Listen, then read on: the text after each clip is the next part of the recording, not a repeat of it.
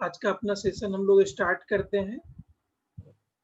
हम लोग डिस्कस कर रहे हैं फैक्टर्स इन्फ्लुएंसिंग सोशल डेवलपमेंट, जिसमें से मैक्सिमम पॉइंट्स को हमने अपने पिछले सेशन में देखा था। अब वहां से आगे हम लोग देखते हैं।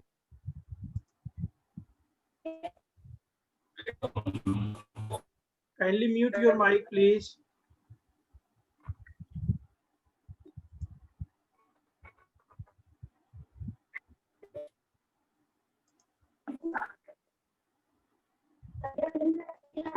हमने अपने पिछले सेशन में देखा था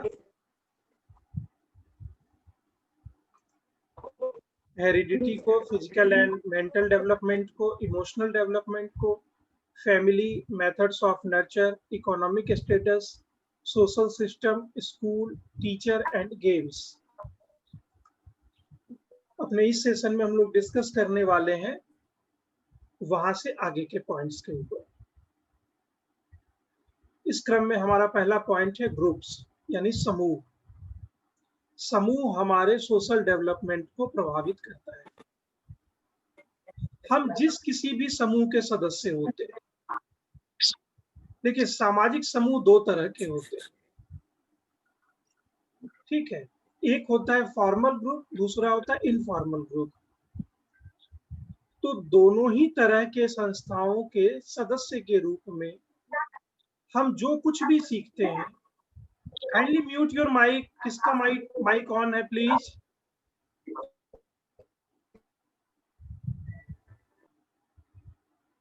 तो हम किसी भी तरह के समूह का सदस्य क्यों ना हो, वहां पर जो भी गतिविधि हो रही है, जो कुछ भी लोगों के द्वारा किया जा रहा है और आपके द्वारा ऑब्जर्व किया जा रहा है, वो आपके व्यवहार का हिस्सा बन जाता है। समूह के सदस्य के रूप में ही हम तमाम तरह के नियमों को जानते हैं। नियमों को पालन करने के प्रति हमारी प्रतिबद्धता निर्मित होती है, कमिटेड होते रहते हैं हम लोग। हम उस समूह के नियमों का सम्मान करते हैं, उसके नियमों को तोड़ने से बचने का प्रयास करते हैं, साथ ही साथ अपनी ओर से कंट्रीब्यूशन देने का भी प्रयास करते हैं। ये सभी चीजें सामाजिक व्यवहार के अंतर्गत आती हैं। तो समूह का जैसा माहौल है, समूह में जो कुछ भी सभी सदस्य कर रहे हैं, इसका सीधा प्रभाव आपके व्यवहार पर पड़ता है और इसी से आपका सामाजिक विकास भी प्रभावित होता है। प्रभावित होने का तात्पर्य यहाँ पर ना तो निगेटिव सेंस में और ना ही पॉजिटिव सेंस में। प्रभाव मतलब प्रभाव, वो अच्छा भी हो सकता है, वो बुरा भी हो सकता है, किसी भी ओर जा सकता है। इसके बाद है जेंडर। जेंडर एक बहुत बड़ा फैक्टर है आपके सोशल डेवलपमेंट का। बहुत सारे समाजों में जेंडर डिस्क्रिमिनेशन, लैंगिक भेदभाव पाया जाता है, लिंग आधारित भेदभाव, बेटे और बेटियों के बीच किया जाने वाला फर्क। इसके साथ साथ स्त्रियों के साथ किया जाने वाला व्यवहार, पुरुषों का व्यवहार, ये सारी चीजें एक अलग तरह के माहौल को निर्मित करती हैं। इसका कुल जमा प्रभाव ये होता है कि लोग अपने अपने लिंग के हिसाब से उस समूह के, उस समाज के मान्यताओं के साथ अपने आप को जोड़ लेते हैं। जैसे पितृसत्तात्मक समाज में महिलाओं को कम महत्व का माना जाता है।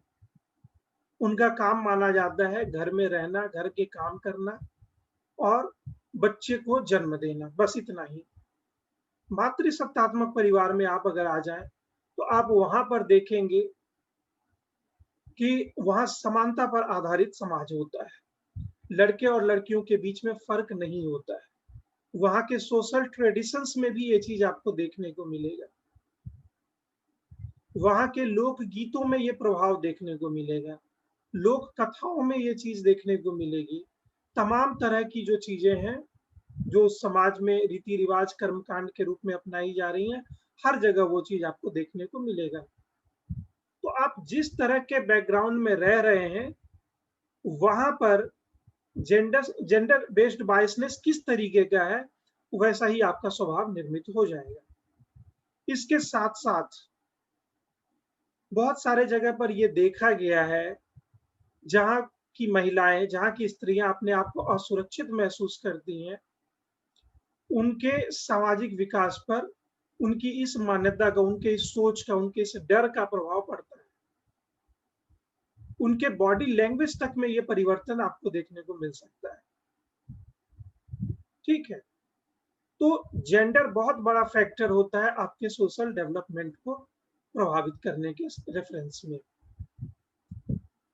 इसके बाद है डेवलपमेंट यानी विकास। विकास मतलब किस चीज का विकास? यहां पर विकास का मतलब है ऑल अराउंड डेवलपमेंट, हर तरीके का विकास, हर तरह का विकास। मान लेते हैं सामाजिक विकास, सांवेगिक विकास, शारीरिक विकास, मानसिक विकास, बौद्धिक विकास, हर तरह के डेवलपमेंट को हम यहाँ पर शामिल करते हैं। आपका डेवलपमेंट जिस लेवल तक हुआ रहता है, आपके सामाजिक व्यवहार में भी वो चीज स्पष्ट देखने को मिलता है। इससे रिलेटेड पॉइंट्स को हमने अपने पिछले सेशन में भी डिस्कस किया था, तो यहाँ पर हम लोग बहुत ज्यादा इसको डिस्कस नहीं करेंगे। आप सिर्फ इतना समझ लीजिए कि जो भी व्यक्ति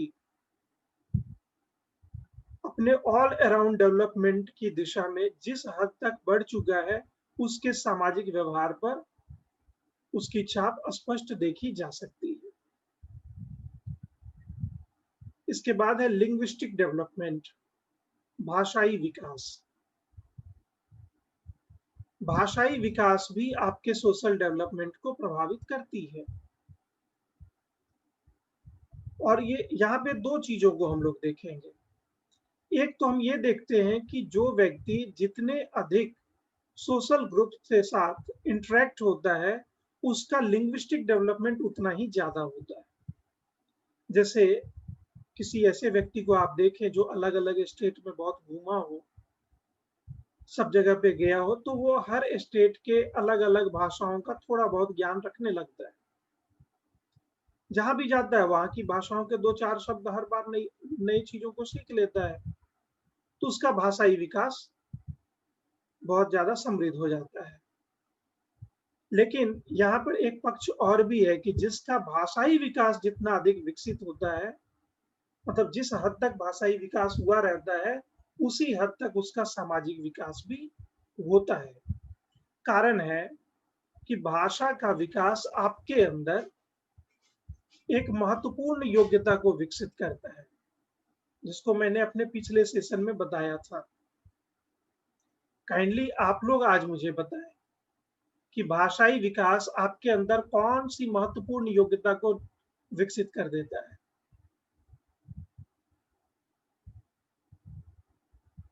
मैं आप लोगों से ही पूछ रहा हूं, मैंने आपको बताया भी था,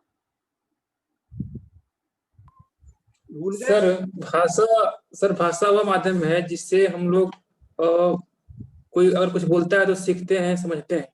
सही अगर बात भाषा ज्ञान अगर ना हो तो हम लोग सर मतलब कुछ बोल नहीं पाएंगे, ना कुछ ये सुन पाएंगे। सही है, आपका कहना सही है, लेकिन मेरे प्रश्न का उत्तर ये नहीं है, क्योंकि मैंने स्पष्ट रूप से आपको बताया था कि भाषा का क्या महत्व है और भाषाई विकास से क्या महत्वपूर्ण प्रभाव पड़ता है। मैंने सर आपको भाषा बताया था कि लैंग्वेज जो है वो हमारे बौद्धिक विकास के लिए, मानसिक विकास के लिए उत्तरदायी है। ठीक है, इसी क्रम में मैंने आपको ये भी बताया था कि अगर आप चाहते हैं कि चिंतन की योग्यता किसी बालक में विकसित हो, तो उसके लिए उसको भाषाई रूप से समृद्ध बनाना पड़ेगा। Kindly mute your mic. ये लाइए रे। Kindly mute your mic. किसका माइक ऑन है? उसका नाम से बोलिए सर, किसका नाम है?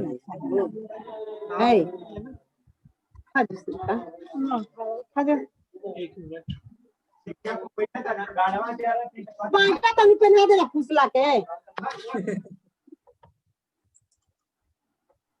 सर शिल्पा करके कुछ आ रहा है। शिल्पा, काइंडली ध्यान दीजिए।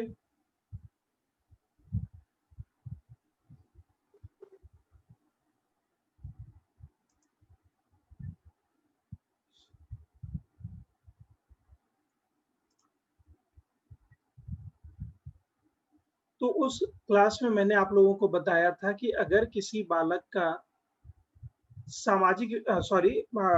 किसी बालक में आप चाहते हैं कि चिंतन की योग्यता विकसित हो, तो उसके लिए उसके भाषा को विकसित करना पड़ेगा।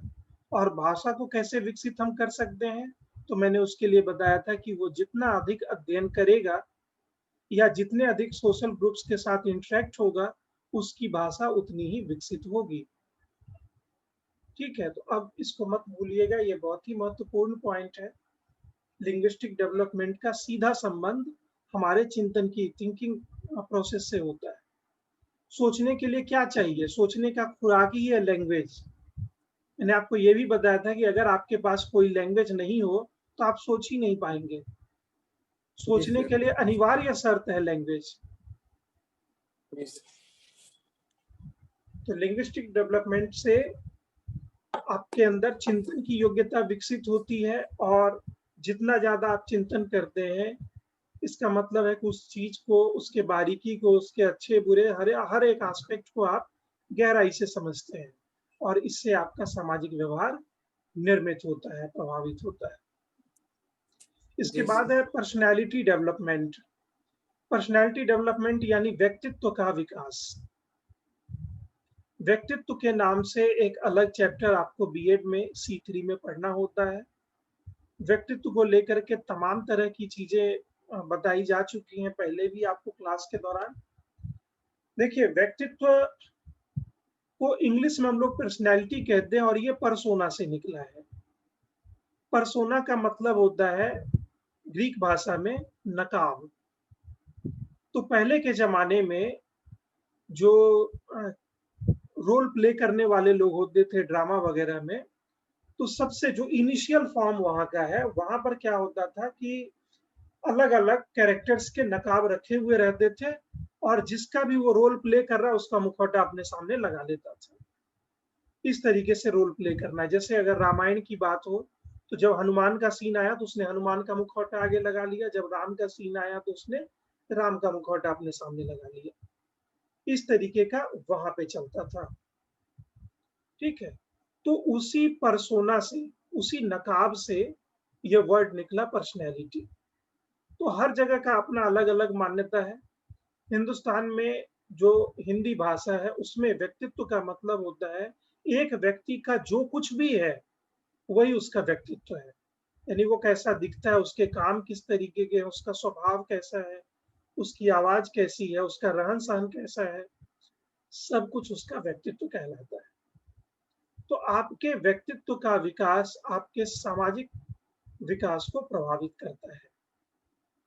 अगर व्यक्तित्व का विकास संतुलित मात्रा में हुआ हो, बार बार ये वर्ड आपके सामने आएगा, तो अगर संतुलित मात्रा में ये विकास हुआ हो तो पाया जाता है कि आपके सामाजिक विकास में भी वो चीज अपना पॉजिटिव असर डालता है।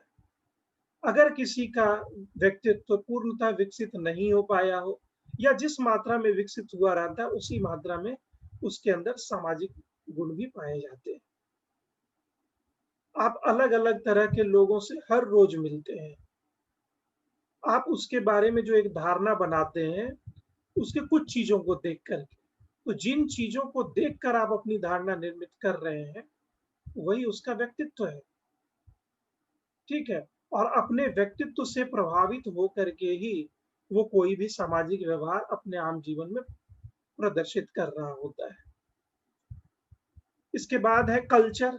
कल्चर के बारे में मैंने आपको बताया, culture is a learned behaviour which transfer one generation to another non hereditary.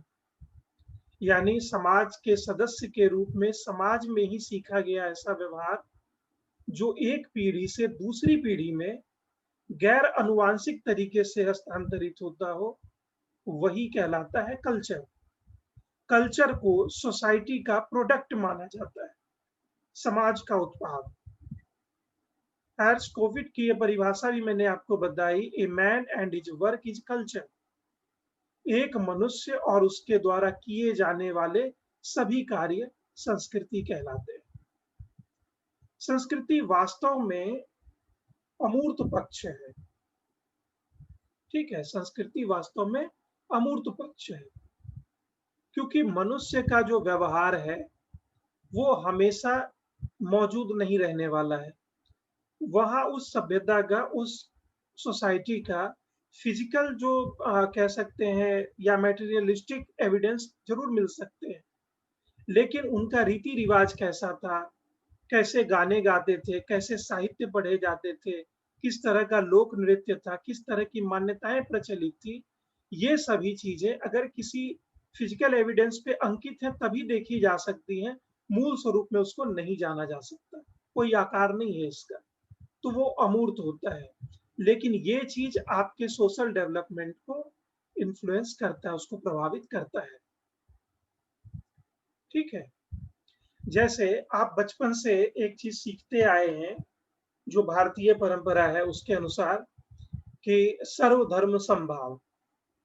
बचपन से ये भाव आपको शिक्षा के माध्यम से या अलग अलग तरीके से बताया गया। भारतीय संस्कृति की ये विशेषता रही है। इसको मध्यकाल में गंगा जमुनी तहजीब के नाम से जाना जाता था। अब थोड़ा मॉडर्न जमाना आ गया तो इसको पंथ निरपेक्ष, धर्म निरपेक्ष और सेक्युलर नाम से जाना जाता है। तो ये एक इस संस्कृति की एक खास विशेषता रही है। तो यहाँ पर पलने बढ़ने वाले जो बच्चे होंगे, ऑब्वियस सी बात है कि उसके अंदर ये भावना विकसित होगी लोगों को देख करके। लेकिन अगर आप किसी ऐसे कंट्री से, किसी ऐसे कम्युनिटी से बिलोंग करते हैं जहां पर इस चीज का अभाव है, तो वो भी आपके व्यवहार में परिलक्षित होगा, क्योंकि आप उस समाज के सदस्य के रूप में सीख रहे हैं। आपको बकायदा उसकी ट्रेनिंग नहीं दी जा रही है, सिर्फ आपको सिखाया जा रहा है। लोग जो बोल रहे हैं उससे आप सीख जा रहे हैं, सिखाया भी नहीं जा रहा है। घर के लोग, समुदाय के लोग, आपके आस पड़ोस के लोग जो कुछ भी बोल रहे हैं, जैसे आप देखेंगे किसी, जैसे अभी हम लोग एक एग्जाम्पल ले लेते हैं, बिहार से ही अलग हुआ अपना झारखंड। ठीक है, तो बिहार को अलग अलग कारणों से, राजनीतिक कारणों से या अन्य कारणों से भी बाहर में एक अच्छा इमेज के रूप में नहीं देखा जाता, बिहारी को एक रेस्पेक्ट नहीं दिया जाता। तो वहां के बच्चों को कोई बैठ के थोड़े ना सिखाता है कि बिहारी ऐसे होते हैं, बिहारियों से मत मिलना, उनके प्रति कोई बायसनेस अपने मन में रखना, ऐसा कोई नहीं सिखाता है। लेकिन वहां के लोग जिस तरीके का डिस्कस करते हैं आपस में, जिस तरीके की बातचीत करते हैं, उससे उनके मन में एक धारणा बन जाती है कि बिहारी लोग ऐसे ही होते हैं। ठीक है, तो आप कह सकते हैं कि हम अपने समाज के सदस्य के रूप में समाज के व्यवहार से बहुत सारा चीज अडॉप्ट कर लेते हैं। वो चीज हमारे सामाजिक बिहेव में आगे चल करके शामिल हो जाता है, दिखने लगता है। इसके बाद है हमारा पॉइंट मीडिया। ठीक है, तो मीडिया में हम लोग सभी प्रकार के जनसंचार माध्यम को रख सकते हैं। इसी में social media, print media, electronic media, digital media, सब कुछ इसी के अंतर्गत आ जाता है। मीडिया जिस चीज को जिस तरीके से हमें दिखाता है, वैसा ही हमारा एक अप्रोच बनता है उन चीजों के प्रति। जैसे मान लेते हैं कि किसी सार्वजनिक मुद्दे पर सभी प्रकार के मीडिया में जिस तरह का बहस चल रहा है, जिस तरीके का डिस्कशन चल रहा है, तो आते जाते गुजरते हम लोगों का भी ध्यान उसकी ओर चला ही जाता है। हम उसकी मान्यताओं से प्रभावित होते हैं, और जिस तरीके से हम प्रभावित होते हैं वो हमारे सामाजिक व्यवहार में दिखना प्रारंभ हो जाता है। बहुत सारे न्यूज़पेपर्स में आप देखेंगे, जैसे अभी हाल के दिनों में जो दंगे फसाद वगैरह हुए दिल्ली वगैरह में या और भी जगह पर, तो क्या करते हैं मीडिया वाले कि अगर वहां पे वो लिखते हैं कि दो समुदायों के बीच में, दो गुटों के बीच में अगर इस तरह का शब्द प्रयोग में लाया जा रहा है तो बहुत ज्यादा ध्यान नहीं दिया जाता। ठीक है, वहां पर बहुत ज्यादा इस चीज को ध्यान में नहीं दिया जाएगा। लेकिन जैसे ही वहां पर कह दिया जाए कि हिंदू और मुस्लिम के बीच में, वहां पर कह दिया जाए हिंदू और क्रिश्चियंस के बीच में, इस तरह के शब्द आ जाए और आप जिस कम्युनिटी से बिलोंग कर रहे हैं, ठीक है, तो आपको लगने लगेगा कि ये दूसरे रिलीजन वालों के साथ हमारे रिलीजन वाले लोगों का झगड़ा हो रहा है, यानी वो रिलीजन वाले लोग बुरे होते हैं। तो मीडिया इस तरीके से बहुत बारीक मतलब कह सकते हैं उनका रोल होता है। अगर वो इसका पालन नहीं कर पाते हैं तो समाज में बहुत बड़ी बुराई को ये लोग जन्म दे देते हैं।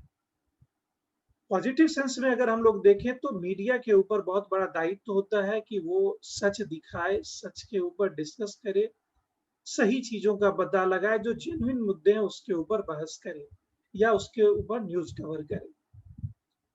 ठीक है, तो मीडिया एक माहौल निर्मित करने का प्रयास करता है, उस माहौल से हमारा सामाजिक व्यवहार प्रभावित हो जाता है। इसके बाद है सिनेमा। सिनेमा को आप एंटरटेनमेंट से अलग पॉइंट के रूप में इसलिए देख पा रहे हैं कि क्योंकि सिनेमा कई मायनों में हम लोगों को प्रभावित करता है। देखिए, सिनेमा को हमेशा से समाज का आईना माना जाता रहा, लेकिन ऐसा नहीं है कि समाज में जो कुछ है वही सिनेमा में दिखाया जा रहा है। कई बार सिनेमा में कुछ चीजें शामिल की जाती हैं जो बाद में समाज का भी हिस्सा बन जाती है। मैं उम्मीद करता हूं कि आप में से मैक्सिमम लोगों ने शोले फिल्म देखा होगा। रमेश सिप्पी साहब की फिल्म है शोले। शोले फिल्म में जय और वीरू की कहानी है, उसकी मित्रता की कहानी है ना? क्या आप जानते हैं कि जय को उस फिल्म में क्यों मरना पड़ा? बहुत मजेदार फैक्टर है इसके पीछे। अमिताभ बच्चन जो जय का किरदार निभा रहे थे, उनको शोले फिल्म में क्यों मरना पड़ा? सर अगर जय अगर नहीं मरता है तो फिर उसका दोस्त मर जाता। ऐसा नहीं है, इसके साथ बहुत बड़ा सामाजिक मुद्दा जुड़ा हुआ था, क्योंकि उस फिल्म में जया भादुरी का जो रोल था वो एक विधवा का रोल था, ठीक है, और उस समय भारतीय समाज में विधवा विवाह का प्रचलन बहुत ज्यादा नहीं था। रमेश सिप्पी साहब ने अपने इंटरव्यू में इस चीज को एक्सेप्ट किया है कि ये एकमात्र वजह थी जिसके कारण से हमें जय के कैरेक्टर में वो डेथ सीन वगैरह को शामिल करना पड़ा। आप देख रहे हैं कि किस तरीके से सामाजिक मान्यताओं से फिल्में प्रभावित हो रही हैं। बाद के वर्षों में ये देखने को मिला कि फिल्मों में जिस तरह की चीजें दिखाई जा रही हैं, जिस इश्यू को लेकर के डिस्कस किया जा रहा है, वो आगे चल करके समाज में भी शामिल हो रही है। यानी दोनों एक दूसरे को प्रभावित कर रहा है यहाँ पे। जैसे एक सिंपल सा फैक्ट मैं बता देता हूँ, जिस तरीके का ड्रेस वहां पर एक्टर और एक्ट्रेस यूज करते हैं, तुरंत में मार्केट में उसकी डिमांड बढ़ जाती है ना? ये बेस्ट एग्जांपल है। जिस तरह का हेयर कट लेकर के, हेयर स्टाइल लेकर के कोई एक्टर या एक्ट्रेस आ जा रही है मार्केट में, तुरंत वो डिमांड में आ जा रहा है। तो आप देख रहे हैं कि सिनेमा भी हमारे सामाजिक व्यवहार को प्रभावित करता है। तारे जमीन पर फिल्म आया, इसके साथ साथ 3 इडियट्स मूवी आई थी। इन फिल्मों का असर इतना हुआ कि मैक्सिमम लोग अब डिस्लेक्सिया को जानने लगे, उसके ऊपर बात करने लगे। इसके पहले ये बीमारी सिर्फ मनोविज्ञान के स्टूडेंट को पता थी, आम लोगों को नहीं पता था। इस फिल्म के बाद बीएड के स्टूडेंट्स ने भी इसको सीरियसली लेना शुरू किया, और इस मूवी के बाद अगर मैं कहूँ तो बहुत सारे एग्जाम्स में इससे ताबड़तोड़ प्रश्न भी पूछे जाने लगे, क्योंकि ये लाइट में आ गया। इसके बाद, इसके पहले रिलीज हुई थी फिल्म 3 इडियट्स, उसमें इस चीज को जोर दिया गया कि बच्चा जो करना चाहता है उसको करने दो। बाल केंद्रित शिक्षा की अवधारणा लंबे समय से आ रही थी, वो लंबे समय से इस चीज को डिस्कस कर रहा था, इस चीज को करने के लिए कह रहा था। लेकिन हमने नोटिस करना कब प्रारंभ किया? आम जनजीवन में ये बातें कब से होनी प्रारंभ हुई? जब लोगों ने उस मूवी को देखा, उसके महत्व को समझा। ठीक है, तो सिनेमा भी हमारे समाज को प्रभावित करती हैं, हमारे सामाजिक बिहेव को प्रभावित करती हैं, और ये खुद समाज से प्रभावित होती भी हैं। और लास्ट पॉइंट था हमारा एंटरटेनमेंट, मनोरंजन। मनोरंजन में बहुत सारी चीजें शामिल हो जाएंगी, स्पोर्ट्स से लेकर के सीरियल्स तक, रियलिटी शोज से लेकर के म्यूजिक और डांसिंग कंपटीशन तक। इसके साथ साथ अगर हम कहीं घूमने जा रहे हैं, ये सारी चीजें, इन सभी चीजों का एक मुश्त प्रभाव ये पड़ता है हमारे व्यवहार पर कि जिस चीज से हम इंटरेक्ट हो रहे हैं, जिस चीज का हम फायदा उठा रहे हैं, उसके गुण दोष इन सभी चीजों को पहचान रहे हैं, तो उसी के अनुरूप हम उसका चयन करने लग जाते हैं। ठीक है, जैसे अगर मैं कहूँ इंडोर गेम्स या जो घर में मनोरंजन के लिए खेले जाते हैं, जैसे कार्ड्स की बात हो गई, लूडो और चेस की बात हो गई, सीरियल्स हैं तमाम तरह के, सास बहू से लेकर के बाकी तरह के सीरियल्स।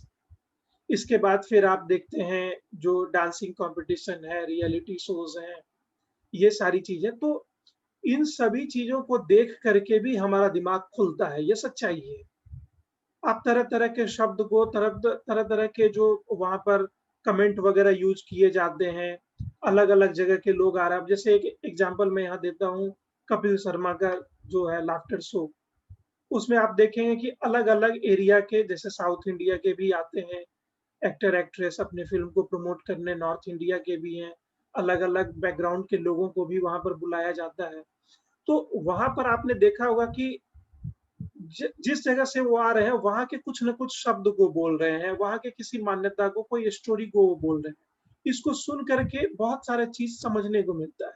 आप जाएंगे, आप घूमेंगे, तब इन चीजों को सीखेंगे। आप वहां पर बैठे बैठे उन चीजों को सीख रहे हैं। इसके साथ साथ अगर आपको घूमने का शौक है, भारत के अलग अलग हिस्सों में या विदेशों में घूमते हैं, तो ये भी एंटरटेनमेंट के अंतर्गत शामिल है। मनोरंजन के ही ये सारे रूप हैं। तो इन सभी चीजों का प्रभाव आपके व्यवहार पर पड़ता है। जैसे आज से पहले मैं एक एग्जांपल देता हूँ। मेरा एक फ्रेंड है अशफाक अहमद, ठीक है, रांची ही उसका घर है। उसके सारे रिश्तेदार दक्षिणी छोटा नागपुर एरिया के ही हैं। यानी मैंने उससे पूछा था एक बार, तो दिल्ली जाने के क्रम में कोडरमा होते हुए वो गया था, तो उस एरिया का जानकारी उसको था। लेकिन जब बिहार में हमारे यहाँ घूमने के लिए आया, तो वो देखते सहित बोलता है कि ये कितनी अच्छी जगह है, यहाँ पर तो सैकड़ों स्टेडियम बनाए जा सकते हैं। क्योंकि वो झारखंड का, रांची का रहने वाला, वहां पर वो उबड़ खाबड़ जमीन को देख रहा है, पथरीली जमीन को, पठार को देख रहा है। यहाँ पर वो बिल्कुल समतल क्षेत्र को देख रहा है। पढ़ा लिखा है स्टूडेंट, जानकार स्टूडेंट, बार बार वो सिविल सर्विसेज के एग्जाम्स वगैरह में, मेंस वगैरह में लिख भी रहा है, उत्तर भारत का मैदान, उत्तर भारत का मैदान, नॉर्दर्न प्लेन ऑफ इंडिया, इसको डिस्क्राइब भी कर रहा है। लेकिन उसने अब तक इस चीज को देखा नहीं था। ठीक है, अब देखने के बाद एक अलग तरह की मान्यता विकसित होगी उसके माइंड में। तो इस एग्जाम्पल से मैं ये बताने की कोशिश कर रहा हूँ कि आप अगर कहीं पर घूमने जाते हैं, तरह तरह की चीजों को देखते हैं जिसको आपने पढ़ा है, लेकिन सिर्फ किताबी ज्ञान के रूप में आपके साथ मौजूद था। जब आप उसका प्रत्यक्षण करते हैं, स्पष्ट डायरेक्टली उसको देखते हैं, तब आपको समझ में आता है कि वास्तव में ये चीज क्या है। अभी से आपको केवल आगरे के ताजमहल का चर्चा कर दिया जाए, आप सुन लेंगे, आपको समझ में आएगा कहाँ लोकेशन है, कैसा है, सब कुछ बहुत अच्छा है। लेकिन जब तक आप वहां घूमने नहीं जाएंगे, वहां के कल्चर को नहीं समझेंगे, यमुना के प्रवाह को नहीं समझेंगे, तब तक उस आर्किटेक्चर के वैल्यू को आप नहीं समझ पाएंगे। मैदानी क्षेत्र में एक ऐसे नदी के किनारे पर एक इस तरह की इमारत को बनाना अपने आप में स्थापत्य का बेजोड़ नमूना है। जो नदी अपनी धारा समय समय पर बदलती रहती है। मैदानी क्षेत्र की जमीन है ना, तो वहां पे धंसने के भी चांसेस रहते हैं, लेकिन इतने साल से वो वैसा का वैसा ही स्थिर वहां पे खड़ा है। लेकिन कितना भी आपको बता दिया जाए, बगैर घूमे, बगैर समझे, इंटरेक्ट हुए, ये चीज आपके माइंड में क्लियर नहीं होगा। ठीक है, तो जितनी ज्यादा क्लैरिटी आपके माइंड में होगी, उतनी ही आसानी से आप बाकी चीजों को अपने व्यवहार में शामिल करेंगे। वो और जो कुछ भी आपके व्यवहार में है, वो आपके सामाजिक व्यवहार के रूप में भी सामने स्पष्ट होकर के आ ही जाएगा। तो आई होप कि आपने इन सारे पॉइंट्स को समझ लिया है। अपने नेक्स्ट क्लास में हम लोग डिस्कस करेंगे इन्फेंसी में सोशल डेवलपमेंट कैसे होता है, चाइल्डहुड में कैसे होता है और एडोलेसेंस में कैसे होता है। यानी हम देखेंगे कि शैशवावस्था काफी इंपॉर्टेंट है। तो वहां हम देखेंगे पहले महीने में कितनी सामाजिकता विकसित हुई, इवन पहले 15 दिन में, फिर 1 महीने में, फिर 2 महीने में, ऐसे करते हुए पूरे इन्फेंसी को देखेंगे। फिर बाल्यावस्था को, फिर किशोरावस्था को। तो ये काफी महत्वपूर्ण सेशन रहेगा। काइंडली आप लोग क्लास मिस मत कीजिएगा, और जो भी आपके कंफ्यूजन्स होंगे, क्वेश्चंस होंगे, उसको डेफिनेटली आप लोग पूछ लेंगे।